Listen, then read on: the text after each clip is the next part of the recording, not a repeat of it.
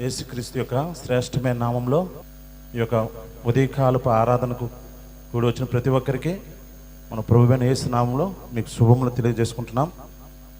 గత దినాల్లో మనము దేవుణ్ణి ఎలాగ ఆరాధించాలి, ఎలాగ స్తుతించాలో మీరు నేర్చుకుంటున్నారు నా యొక్క ఆరాధన వర్తమానాల్లో. అంతకుముందు నేను తెలియపరిచాను, మన దేవుడు గర్భవాది మొదలుకుని పిండమునే ఉండగానే మనకు ఆధారమైన ఉన్న దేవుడు, నా నీతికి ఆధారమైన దేవుడు, నా రక్షణకు ఆధారమైన దేవుడు, ఇంకా నా నిరీక్షణకు ఆధారమైన దేవుడు. అందును బట్టి మనము దేవాదేవుని స్తుతిస్తున్నాం. మామూలుగా యాక్టివ్గా వాట్సాప్లో ఏవో ఒకటి వీడియోలు వస్తుంటాయి. ఒక చిన్న వీడియో నేను చూసినప్పుడు, ఒక తండ్రికి 2 కుమార్తెలు ఉన్నారు. వాళ్ళు అమెరికాలో ఉంటున్నారు. తండ్రి ఎంతో గారాభంగా వాళ్ళ పిల్లల్ని పెంచి పెద్ద చేసి అమెరికాలో వాళ్ళు చదివిస్తున్నారు. ఎలాగా అతను ఉద్యోగం చేసుకుంటూ మంచి పొజిషన్ నుండి రిటైర్డ్ అయిపోయారు.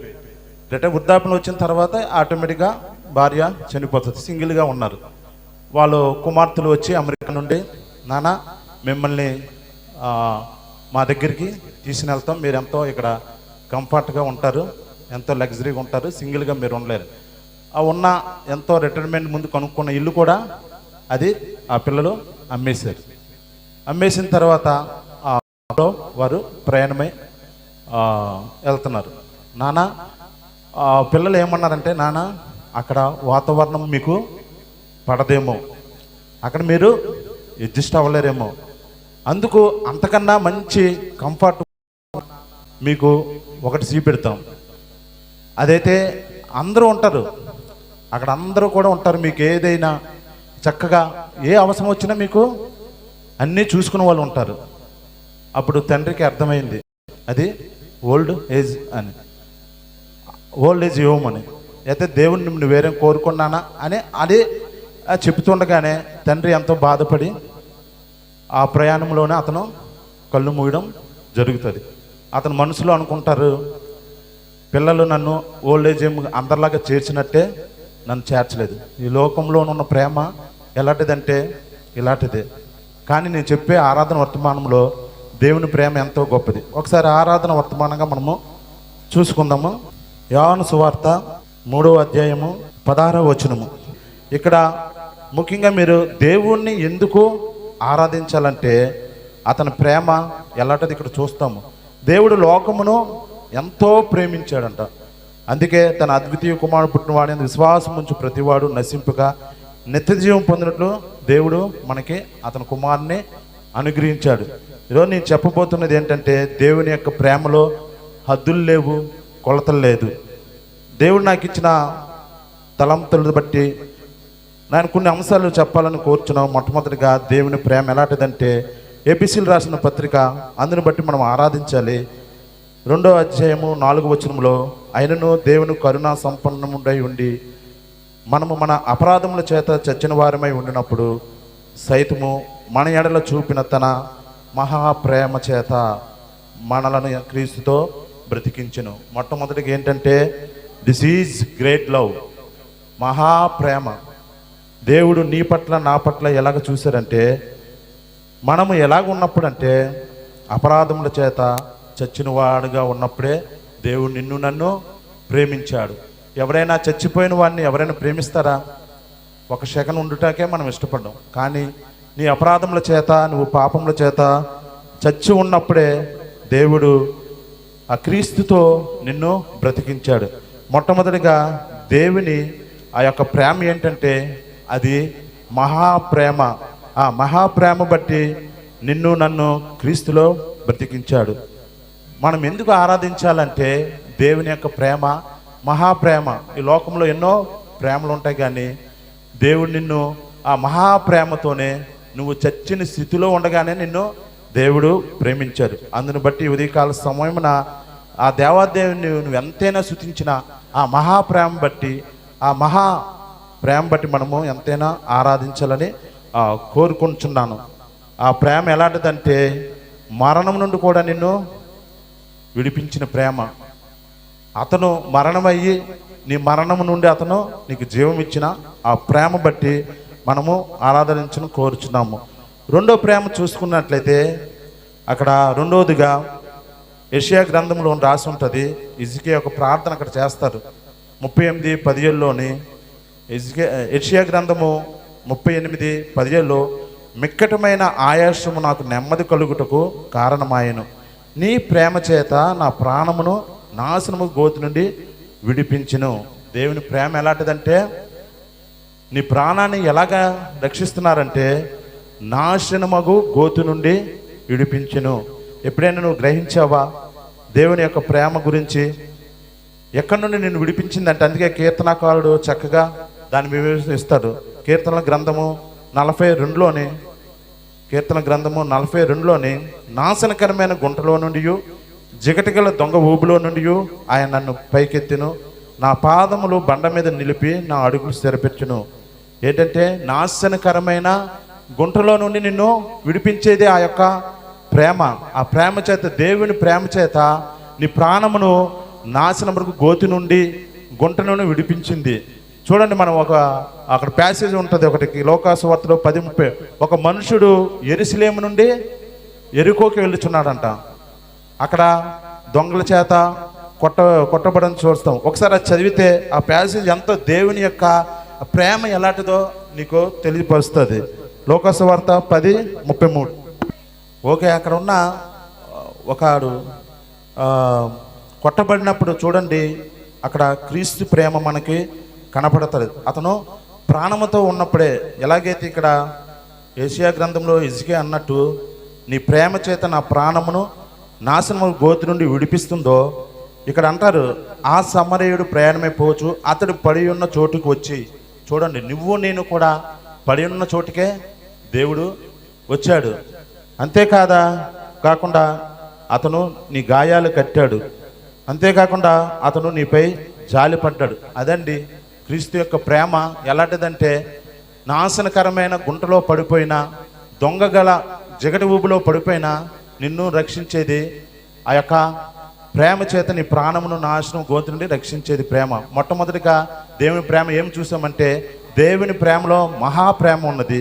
రెండోది మనం చూసుకున్నట్లయితే, నీవు నాశనము నుండి ఆ గుంట నుండి నిన్ను రక్షించేది ఆయన ప్రేమలో ఉన్నది.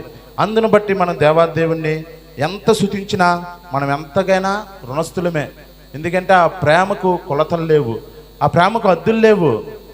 నువ్వు నాశనమైపోతున్నప్పుడు నిన్ను చూసిన ప్రేమ, నీపై జాలి చూపిన ప్రేమ, నీ దగ్గరకు వచ్చిన ప్రేమ, అలాంటి ప్రేమను నువ్వు ఎప్పుడు మౌనంగా ఉండిపోతావా ఆరాధన చేయకుండా? ఒకసారి నువ్వు పరీక్షించుకోవాలి. చాలామంది మౌనమైపోతారు ఆరాధనలో. నో, దేవుడు చూసిన ప్రేమ బట్టి నువ్వు ఆరాధించాలి. కుంటువాడు మోగవాళ్ళు కూడా సైతము గొంతులు వేస్తున్నారంట దేవుని ప్రేమ బట్టి. ఆ ప్రేమ బట్టి మనం చూసుకోవాలి. అలాగే మూడోది మనం చూసుకున్నట్లయితే ఇర్మియా రాసిన గ్రంథము 31:3లో, శాశ్వతమైన ప్రేమతో నేను నిన్ను ప్రేమించుచున్నాను గనుక విడవక నీ ఎడల కృప చూపుచున్నాను. ఎలాంటి ప్రేమ అంటే ఇది ఎవరు లాస్టింగ్ ప్రేమ,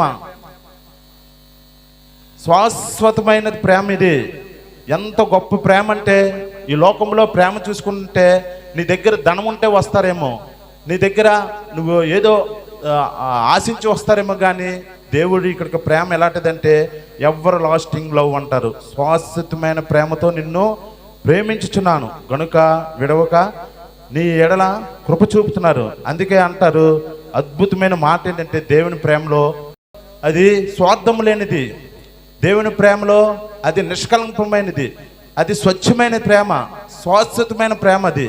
అటువంటి ప్రేమను నువ్వు నిర్లక్ష్యం చేస్తున్నావా? ఒకసారి మనం పరీక్షించుకోవాలి. మనం ఎందుకు ఆరాధించాలంటే, ఎందుకు దేవుణ్ణి స్తుతించాలంటే, దేవుడు మన పట్ల ఉన్న ఆ శాశ్వతమైన ప్రేమ బట్టి మనం ఎంతైనా స్తుతించాలి. అందుకు మనం చెప్పాలి, దేవా నిన్ను గణపరుస్తున్నాను, నిన్ను ఆరాధిస్తున్నాను, నీ శాశ్వతమైన ప్రేమ బట్టి నిన్ను స్తుతిస్తున్నాను చెప్పాలి. అలాగే నాలుగోది చూసుకున్నట్లయితే ఇక్కడ సామెతల గ్రంథము 3:12లో అక్కడ రాసి ఉంటుంది, తండ్రి తనకిష్టుడైన కుమారుని గద్దించిన రీతిగా యెహోవా తను ప్రేమించి వారిని గద్దించును. ఇది ఇందులో ఏ ప్రేమ కనబడుతుందంటే ఒక తండ్రి ప్రేమ, లవ్ ఆఫ్ ఫాదర్. నిన్ను గద్దిస్తున్నా, నిన్ను కుమారుడు ఎలా గద్దించే రీతిని యెహోవా తను ప్రేమించి వారిని గద్దిస్తాడు. అందుకే ఇక్కడ ఏమి కనబడుతుందంటే లవ్ ఆఫ్ ఫాదర్, తండ్రి ప్రేమ ఇక్కడ కనబడుతుంది. నిన్ను ఆ సామెతలు 3 అందులో చూసుకున్నట్లయితే పై వచనంలో కూడా అక్కడ రాసి ఉంటుంది. నిన్ను గద్దిస్తున్నారన్నా, నిన్ను ఇసిగిస్తున్నారన్న దేవుడు అది ప్రేమ చేతనే అది కలిగి ఉన్నాడు. అది తండ్రి ప్రేమ. మన తండ్రి ప్రేమ మనం చూస్తుంటాం. మనం కూడా లాస్ట్ క్రిస్మస్ టైంలో కూడా ఒక స్కిట్ చేసాము. ఏంటో తెలుసు, అది తప్పిపోయిన కుమారుడు యొక్క ఆ ప్రేమ అందులో ఎంతగానో కనబడుతుంది. చూడండి ఎంతగా కనబడుతుంది అంటే, ఒకసారి మనం ఆ ప్యాసేజ్ చదువుదాము. లోకాసు వార్త 15:24. ఇందులోని దేవుని యొక్క మారని తండ్రి ప్రేమ కనబడుచున్నది. ఎప్పుడైనా చూసావా తండ్రి ప్రేమ? చూడండి, అతన్ని ఆ కుమారుడు ఎంతగానో తండ్రిని విడిచిపెట్టి వెళ్ళిపోయి దూరదేశంలో తనకు ఉన్న ఆస్తినంతటిని ఖర్చు పెట్టిన వేశ్యలకి అది ఖర్చు పెట్టి వస్తున్నప్పుడు తండ్రి ఎక్కడి నుండి చూశాడంటే ఎంతో దూరం నుండి వచ్చి ఎక్కడ ముద్దు పెట్టుకున్నారంటే చూడండి, మెడ మీద పడి. అదండి దేవుని ప్రేమలో ఏముంటుందంటే, ఇక్కడ నిన్ను నన్ను అద్దుకునే ప్రేమ అది, నిన్ను నన్ను ముద్దాడే ప్రేమ అది. ఆ యొక్క మెడ చుట్టూ ఎంతో అసహ్యంగా ఉంటుంది. కానీ ఆ తండ్రి ప్రేమలోని ఆ మెడ ఎంత అసహ్యంగా ఉంటున్నా ముద్దాడుకున్నాడు, అతన్ని చేర్పించారు. అందుకే ఇక్కడ అంటే, నా కుమారుడా చనిపోయి మరలా బ్రతికెను, తప్పిపోయి దొరికినని చెప్పిను. అంతటా వారు సంతోషపడి సాగిరి. నువ్వు నేను మనం పరీక్షించుకుంటే నువ్వు నేను అంతే, తప్పిపోయిన కుమారు లాంటి వాడమే. దేవుని యొక్క ప్రేమను, దేవుని యొక్క ఆ యొక్క మనుషును మనము మరిచిపోయి ఈ లోకంలో తిరుగుతున్నప్పుడు దేవుడు ఆ తండ్రి ప్రేమను నీ పట్ల కనపరుస్తున్నారు. అలాగే లోకసోత 15:4 కూడా, మీలో ఏ మనుషునికైనా 100 గొర్రెలు కలిగి ఉన్న వాటిలో ఒకటి తప్పిపోయిన ఎడల అతడు 99 అడవిలో విడిచిపెట్టి తప్పిపోయిన దొరికి వరకు దానికి వెతుకుని వెళ్ళడా. అదండి దేవుని ప్రేమ. నువ్వు తప్పిపోయినా నిన్ను వెతికి రక్షించుకుంటాడు. అక్కడ 99 గొర్రెలున్నా ఆ యొక్క గొర్రెలు కాపరి ఏం చేస్తున్నారంటే, అడవిలోకి వెళ్ళి రిస్క్ తీసుకుని ఏదైతే తప్పిపోయిందో ఆ తప్పిపోయిన దాని గురించి వెతుకుతూ వస్తున్నాడు. అవును, ఈ లోకంలో మనం కూడా ఈ గొర్రెల వల్లే తప్పిపోయాము, ఆ తప్పిపోయిన కుమారు వల్లే తప్పిపోయాము. అయినా దేవుడు నిన్ను నన్ను ఎంతో ప్రేమిస్తున్నారు. ఎప్పుడైనా నువ్వు చూసావా ఆ కలవర ప్రేమను? నువ్వు ఎప్పుడైనా రుచి చూసావా ఆ కలవర ప్రేమ? నీ కొరకు నా కొరకు ఆ యొక్క సిలువలో మంట ఎండలో మనము లాస్ట్ వీక్ ఆ గుడ్ ఫ్రైడే మెసేజ్లు మనం విన్నాము. ఎప్పుడైనా నువ్వు ఆ సిలువను చూసావా? ఆ సిలువలో దేవుడు పడిన కష్టాన్ని చూసావా? దేవుడు నీ కొరకు నా కొరకు ఆ ప్రేమను వ్యక్తపరిచింది నువ్వు ఎప్పుడైనా గ్రహించావా? అలాంటప్పుడు నువ్వు ఆ దేవుణ్ణి నువ్వు ఆరాధించక ఉండలేవు, ఎట్టి పరిస్థితుల్లో మౌనంగా ఉండలేవు. మొట్టమొదటిగా దేవుని ప్రేమలో మహాప్రేమ ఉన్నది. రెండో ప్రేమలో నాశనకరమైన గుంటలో నుండి దేవుడు తప్పించేది.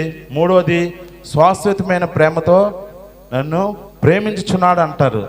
అంతేకాదా, తర్వాతది ఈ యొక్క లవ్ ఆఫ్ ఫాదర్.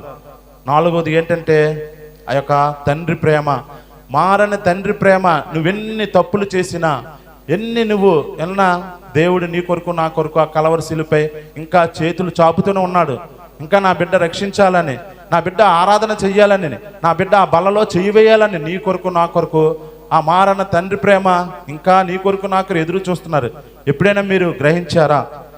అందును బట్టి మనం దేవాదేవుని ఆ పరలోకం విడిచిపెట్టిన ప్రేమ అది, స్వచ్ఛమైన ప్రేమ అది, నిన్ను నన్ను వెదికి వచ్చిన ప్రేమ.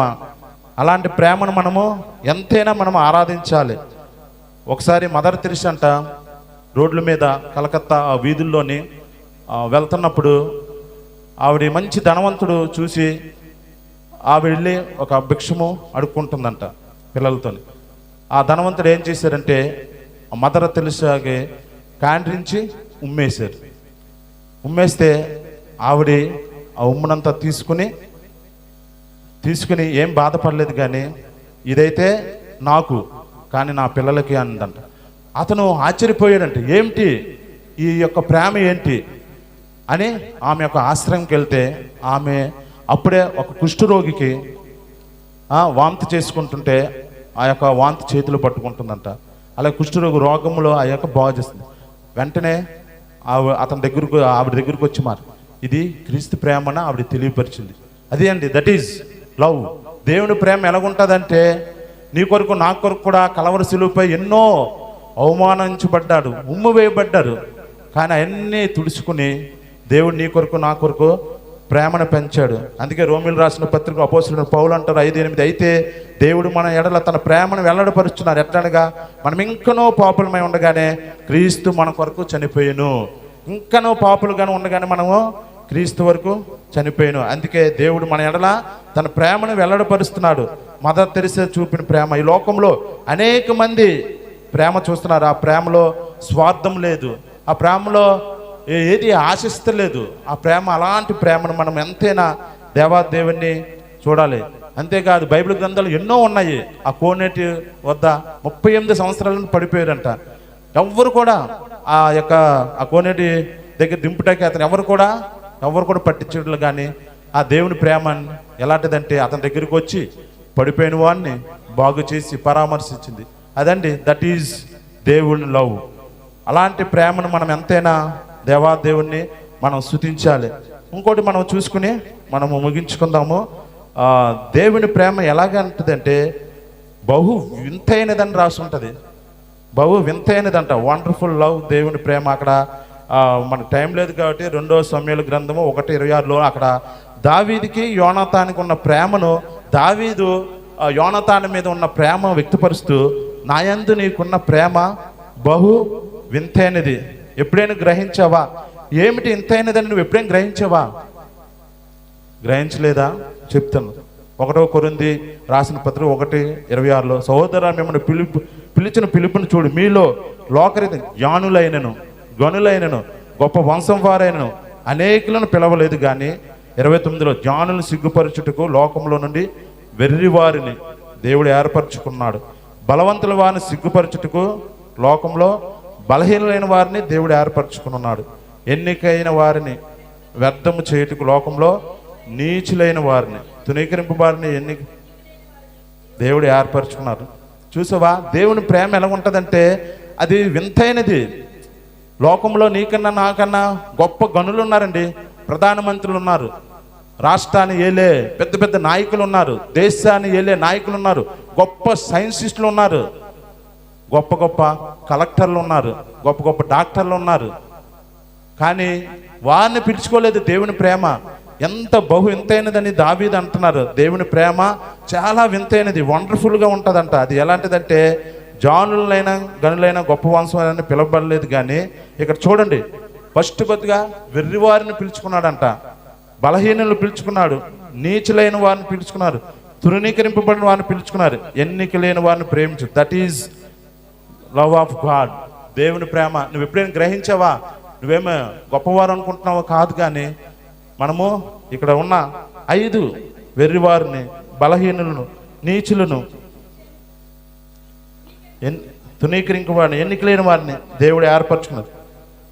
అందుకే 1 కొరింథీ 2:9లో, దేవుడు తను ప్రేమించే వారి కొరకు ఏమి సిద్ధపరచునో అవి కంటికి కనబడలేదు, చెవికి వినబడలేదు, ఉదయానికి గోచరం. నువ్వు ఎప్పుడేం గ్రహించావా? ఏదో నువ్వు అదేమంటారు తూతి మంత్రంగా వచ్చేసి కూర్చోలేదు ఇక్కడ దేవుడి యొక్క. అందుకే ఇక్కడ రాస్తారు కొరింథీ 2:9లో, దేవుడు తను ప్రేమించే వారి కొరకు ఏమి సిద్ధపరచునో అవి కంటికి కనబడలేదు, చెవికి వినబడలేదు, హృదయానికి గోచరం కాలేదు. నువ్వు ఎప్పుడేం గ్రహించేవా? మళ్ళీ దేవుని యొక్క ప్రేమలో మొట్టమొదటిగా మహాప్రేమ ఉన్నది. నాశనకరమైన గుంటలో నుంచి, ఆ జిగటిగల ఓబులో నుంచి దేవుడు నిన్ను తప్పించిన ప్రేమ, శాశ్వతమైన ప్రేమతో నిన్ను ప్రేమిస్తున్నారు. కాబట్టి విడవకని ఎడల కృప చూపుతున్నాడు. అంతేకాకుండా తండ్రి ప్రేమ, నువ్వు తప్పిపోయినా, నువ్వు పాడైపోయినా, నువ్వు పడిపోయినా దేవుడు ఆ నష్టానంతా భరించుకుని నన్ను ప్రేమిస్తున్నాడు. అంతేకాదు దేవుని ప్రేమలో బహు వింతైనది ఉన్నదని మనం ఆరాధించాలి. అందును బట్టి మనం ఎంతైనా దేవుణ్ణి స్తుతించాలి. అందుకే ఈ ప్రేమ ఎలాంటిదంటే అపోస్తలుడైన పౌలు అంటారు 1 కొరింథీ రాసిన పత్రిక 13:2లోని, ప్రేమ లేని వాడినైతే వ్యర్థును. దేవుని ప్రేమ నువ్వు గ్రహిస్తున్నావా? ఇక వ్యర్థుడు ఇక్కడ ఒక లిస్టు రాస్తారు 13:4లో, ప్రేమ దీర్ఘకాలం సహించును, దయచూపును, ప్రేమ మత్సరపడదు, ప్రేమ డంబముగా ప్రవర్తించదు, అది ఉప్పొంగదు, అమర్యాదగా నడవదు, స్వప్రయోజనమును విచారించుకొనదు, త్వరగా కోపపడదు, అపకారమును మనసులో ఉంచుకొనదు, దుర్నీతి విషయమే సంతోషపడక సత్యమునందు సంతోషించును. అనుకో అవును, దేవుని నువ్వు ప్రేమించేవాడు అయితే ఈ లక్షణాలు కలిగి ఉండాలి. ఎందుకంటే దేవుని ప్రేమలో దీర్ఘశాంతము, అది దేవుడి ప్రేమ దీర్ఘ కాలము సహించేవాడిగా ఉన్నాడు. మన చిన్న మాట అంటే మనం సహించము. ఇంకా మీలో పగలున్నాయి, కక్షలున్నాయి, మీలో ఒకరి పట్ల ఒకరు ద్వేషం కలిగి ఉన్నారన్నారు. దేవుని ప్రేమ వైపు మీరు చూస్తే అన్నీ మర్చిపోతారు. చివరిగా మనము ఆ ఆరాధనకి వెళ్ళే ముందు దేవుని ప్రేమలో ఏముందంటే, యోహాను సువార్త 13:1 అంతం వరకు ప్రేమించును.